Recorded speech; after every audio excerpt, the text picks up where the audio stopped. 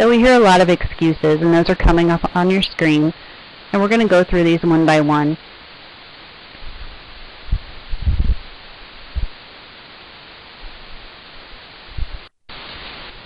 First excuse we hear all the time is, I don't have time. Now that's not just for the NAMI walk. We all say this all the time, don't we? We talk about how we're just so busy and we don't have time to do things. Well, you know, again, we have this timeline, and we're asking for an investment over the next 4 months or so, and it really breaks down to be a very small amount. And we do make time for things that are important to us. As much as we're all busy and stretched in a million ways, you know, if something is really important, we're going to find the time to do it, and we'll work around it. And like I said, we're not trying to make this super intensive for all of you either. My job is to make this as simple for everyone as possible. So if you tell me what you need to make your life easier and to make you more successful in this walk, we'll help you do that. The main thing that I think is really important is that we recognize that NAMI is a grassroots organization. And grassroots really means that the greatest effect and the greatest impact comes from those roots. And those roots really are the affiliates. The people in our affiliates are the ones who really do a lot of the work. These volunteers who work hard, who get out there and make these programs run, who do all these things. The volunteers are those roots, and they are the ones who know people, who have compelling stories to share, who can really have a huge effect on the success of this walk and on our program. So if we don't give that time, if all of our members don't invest in things like this walk and don't see that it's bigger than just a fundraiser, then that means our programs suffer. We're not able to do as many, we can't train as many people, we can't do all those things that we need to do to be successful. And ultimately what happens is the people in the public suffer because we're not reaching them, we're not sharing what we have to tell them. We're just not getting our message out. And that would be really unfortunate. Many people are worried that they don't have enough money to make a donation. Well, we're not asking you to be the biggest benefactor of the whole walk. We're just asking you to contribute what you can. That just shows your investment in NAMI, in the program, in everything that we do. And it shows the other people that are going to donate to you that not only are you getting donations, but you believe in giving something yourself. It really is a matter of priorities. Just like how we say we don't have any time, we always say we're broke, we don't have any money, when we really do have a few bucks here and there. There are some things that you can do if you really are stretched. You can nickel and dime it. That's what we call it at my house. There's a coin jar. You get home, you empty your pockets. When the coin jar gets filled, we go cash it in and we spend it on something fun. You can use that for your NAMI contribution. If you recycle cans, you drink pop, that would be something you could do. You could opt to eat at home instead of a restaurant, maybe once or twice a week, and make that your contribution. Have less coffee, cigarettes, magazines, whatever it is, that is your vice. The thing that you spend your free money on. You know, maybe just give up one or two things for a while. I don't have anyone to ask. We hear that a lot too. I think people sell themselves short in this arena. We really do know more people than we realize. If you look at these questions coming up and you think about the people that you see day in and day out, it gives you an idea of some different places that you can look. If you frequent the same establishment all the time, maybe you go out to eat at the same local restaurant every week. Maybe you go to the same store all the time. Maybe there are some people there who know you by name who'd be willing to contribute. Maybe there's people at your church and other social groups that you go to, your pet groomer, your hairdresser, your mechanic, neighbors, doctors love to get on this stuff because it's a health-related issue. Any of those kinds of folks. And at your affiliate meeting, you'll be given a copy of the 50 Contacts in 5 Minutes sheet. You can definitely use that to brainstorm and think of some people that are kind of outside of maybe your daily life, but still people who are in your pool of 200 that you can get to and ask and tell them about NAMI. So you're afraid to ask. Well, a lot of us are. In fact, I'm afraid to ask sometimes too. We all get intimidated and we all get afraid of the rejection. But we need to understand that we aren't asking people just for money.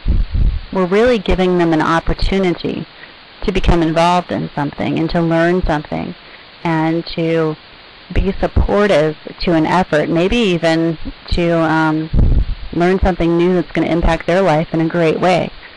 So when we reframe it, and instead of thinking, gosh, I got to go ask these people for, their donation again every year, I do the same thing. If we think about reframing that and saying, you know what, I'm going to give them the opportunity this year. I'm going to ask them to get involved. I'm going to ask them to join my team. I'm going to ask them to do something, other than just flip me $5. There's a lot more to be gained in that. Also, even if we get told no, if we bring up NAMI and we've talked about it, we've started some awareness there. Now, supposedly it takes about 3 times of name recognition to hear, when you hear the name 3 times, then you start to recognize it a little bit later.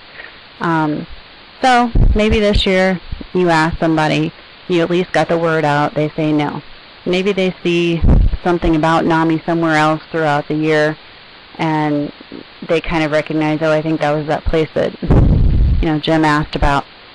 By the time you ask them again the next year, you're kind of laying the groundwork because they've heard of it. Maybe now they're a little more receptive to hearing more about it, and maybe this year they're willing to give a donation, or maybe this year they are willing to join the team, or maybe something's happened in their life and they need to hear the message again. So you're really laying groundwork for something else. And even if they say no, you've created an awareness about what NAMI is, and you've tried to get that name recognition started. You might end up getting an in-kind donation from someone. Maybe they donate a service, or maybe they do some sort of entertainment and they're willing to come to the walk and at least do the entertainment and not ask for any money for that.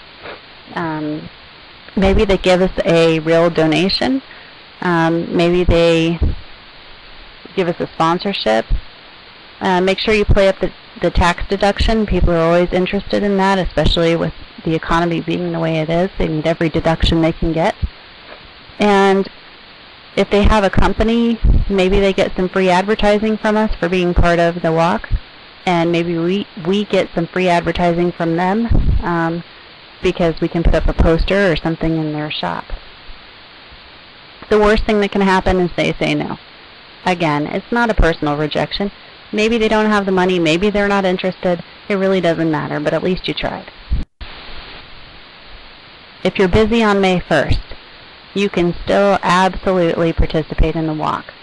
You can do all of the things that are extremely important to the success of the walk, because those things are done prior to May 1st.